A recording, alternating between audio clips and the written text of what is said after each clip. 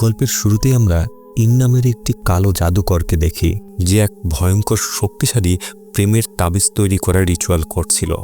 এরপর ওই তাবিজটি এক তরুণের হাতে তুলে দেয়, যে তার প্রিয় মানুষটিকে বিয়ে করার জন্য প্রবল ইচ্ছা পোষণ করছিল।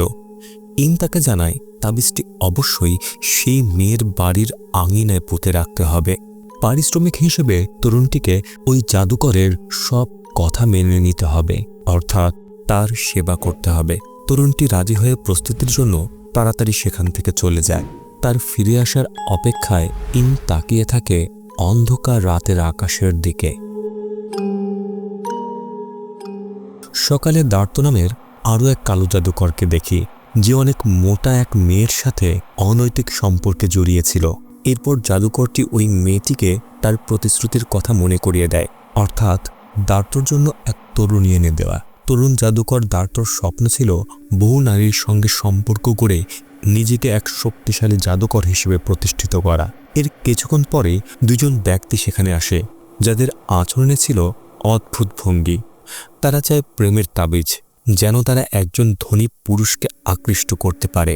জাদুকর দার্তো জানায় তাদের দুজনকে 7 দিন 7 রাত 7 রকম ফুলের পানিতে ভিজে থাকতে হবে।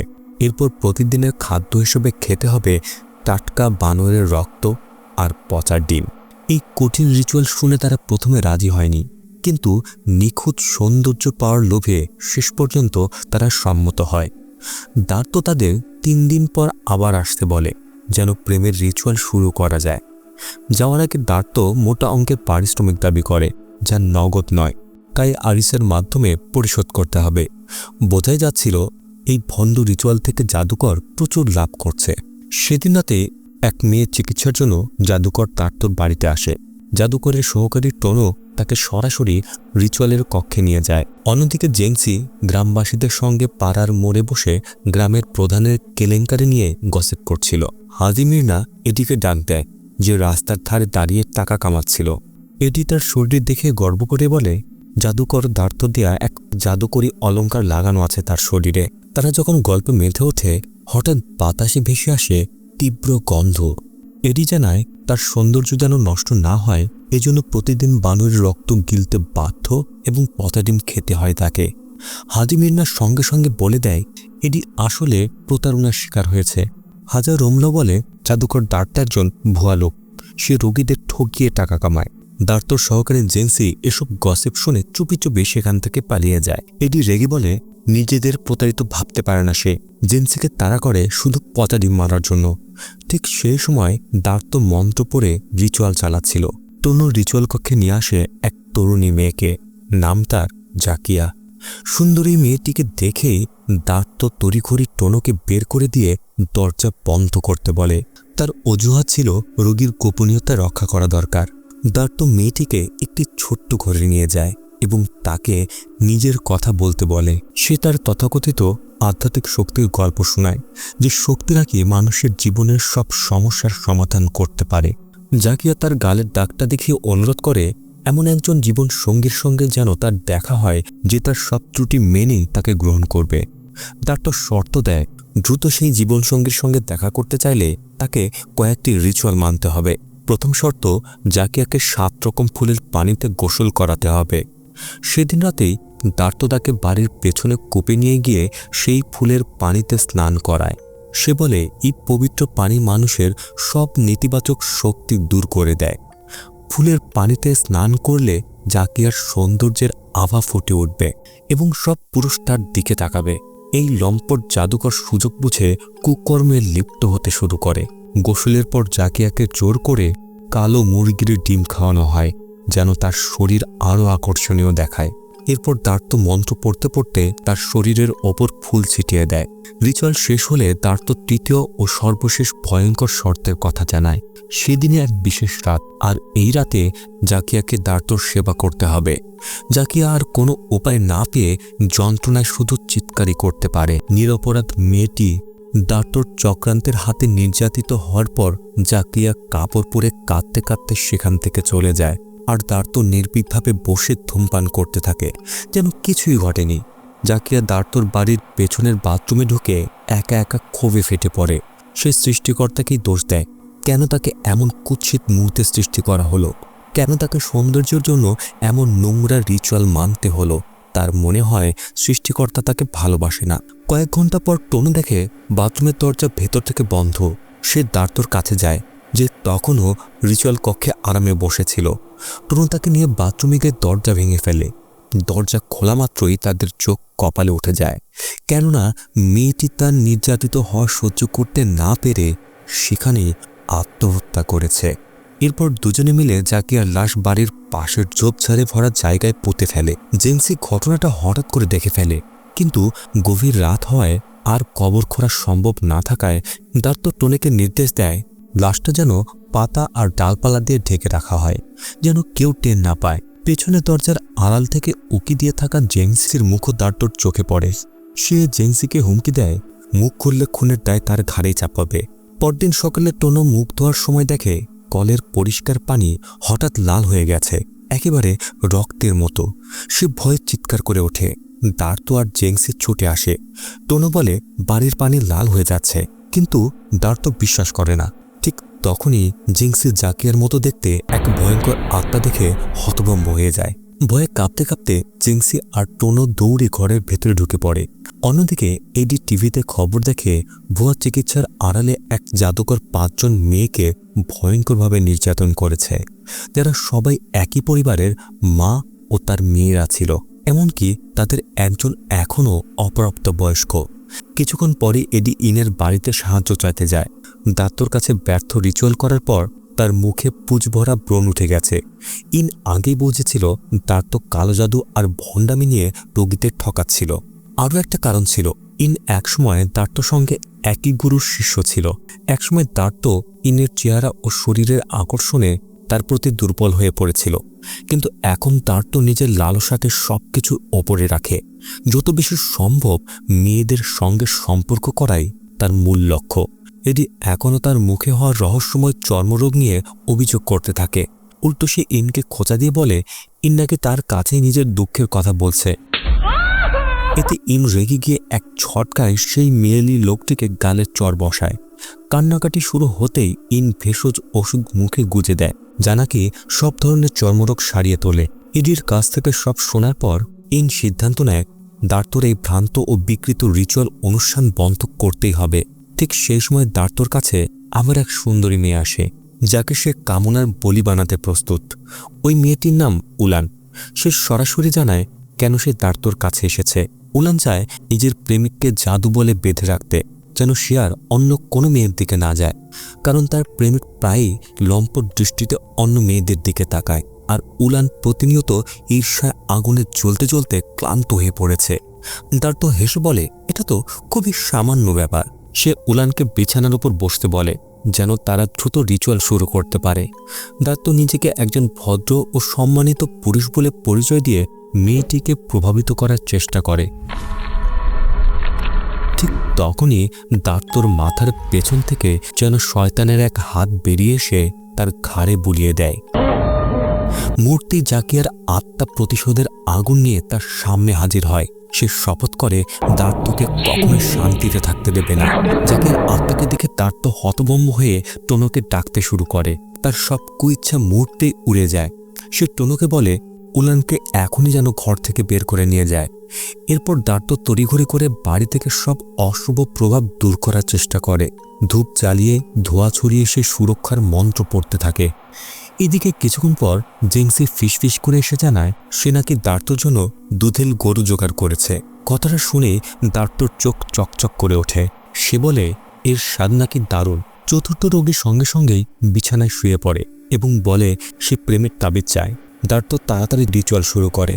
বেশ কয়েক দফা মেয়েটির সাথে ঘনিষ্ঠ হওয়ার পর সে শক্তিশালী প্রেমের তাবিজের ওষুধ চায়, যা নাকি ভীষণ কার্যকর ও অলৌকিক ক্ষমতা সম্পন্ন। ঠিক তখনই দার্তো বাইরে গেলে হাজির হয় জাকিয়ার আত্মা। এরপর সে মেয়েটির গলা চেপে ধরে। প্রচণ্ড যন্ত্রণায় নিঃশ্বাস না নিতে পেরে মেয়েটি সেখানেই মারা যায়। জিন্সি আতঙ্কে দেখে মেয়েটি আর নড়ছে না। সে চিৎকার করে দার্তোকে ডাকে। মেয়েটি শেষ মুহূর্তে দার্তোকে জড়িয়ে ধরে কাঁদতে কাঁদতে সাহায্য চায়, অর্থাৎ সে এখনও বেঁচে আছে। দার্তো তখন জেংসিকে সেই রিচুয়ালের ঘর থেকে বের করে দেয়। আসলে জেংসি ভীষণ ঈর্ষান্বিত ছিল। কারণ ওই মেয়েটি রোগের নাম নিয়ে দার্তোর সঙ্গে ঘনিষ্ঠ হয়েছে। হিংসায় অন্ধ হয়ে জেংসি বালিশ নিয়ে মেয়েটির মুখ চেপে ধরে। ঠিক সেই সময় টোনো ঘটনাটি দেখে ফেলে এবং জেংসিকে থামাতে ছুটে আসে, কিন্তু দুর্ভাগ্য ততক্ষণে মেয়েটি প্রাণ হারিয়েছে। জেংসি মেয়েটির চোখ বন্ধ করে দেয় আর টোনোকে বলে লাশটা লুকাতে সাহায্য করতে। তারা লাশটা পর্দার আড়ালে রেখে লম্বা কাপড়ের স্তূপ দিয়ে ঢেকে দেয়। এরপর দার্তো ঘরে ঢুকে জিজ্ঞেস করে মেয়েটি কোথায়। টোনো কাঁপা কাঁপা গলায় উত্তর দেয় সুরকি বাথরুমে গেছে, একটু পরেই আসবে। দার্তো যখন চলে যেতে উদ্যত হয় তখন জেংসি হঠাৎ জিজ্ঞেস করে ওদের বাড়িতে কি বস্তা আছে। এটা শুনেই দার্তোর সন্দেহ বাড়ে। হঠাৎ বস্তা কেন? সাধারণত জেংসি তো এমন কথা বলে না। টোনো প্রায় বলেই ফেলেছিল সে নাকি সুরকির দেহটা লুকিয়ে রাখতে চায়, কিন্তু সঙ্গে সঙ্গে জেংসি সংশোধন করে বলে সে বাজারের কেনাকাটা করতে যাবে। তবু দার্তোর সন্দেহ কাটে না। সে ঘর তল্লাশি করে এবং অবাক হয়ে লাল কাপড়ের ভেতরে লুকোনো সুরকির মৃতদেহ খুঁজে পায়। দার্তো ভীষণ রেগে যায় এবং জেংসিকে দায় নিতে বাধ্য করে। জেংসি বলে সুরকির মৃত্যু আসলে দার্তোরই দোষ, তার কারণেই সে ঈর্ষায় আগুনে পড়ছিল।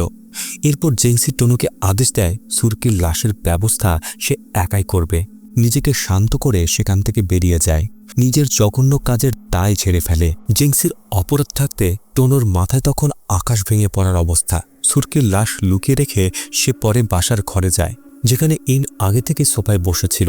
ইন সঙ্গে সঙ্গে বলে দার্তোর সঙ্গে দেখা হতেই সেই বাড়িতে অস্বস্তিকর একটা পরিবেশ টের পাচ্ছে।